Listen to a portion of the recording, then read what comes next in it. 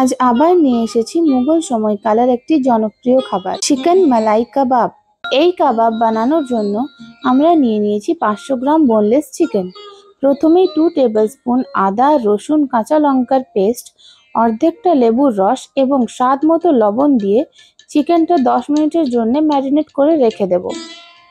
এবার একটা পাত্রে 3 টেবিলস্পুন হাঙ্কার্ড, 1 টেবিলস্পুন গোলমরিচের গুঁড়ো, 2 টেবিলস্পুন ফ্রেশ ক্রিম এবং একটু প্রসেসড চিজ গ্রেট করে মিক্স করে নেব। তারপর এই মিক্সে চিকেন পিসগুলো ভালোভাবে ম্যারিনেট করে 3 থেকে 4 ঘন্টা ফ্রিজে রেখে দেব।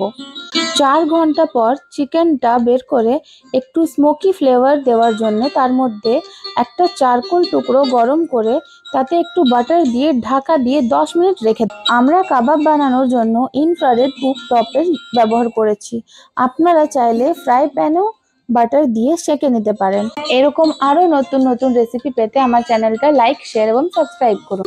এই নাও, চিকেন মালাই কাবাব রেডি।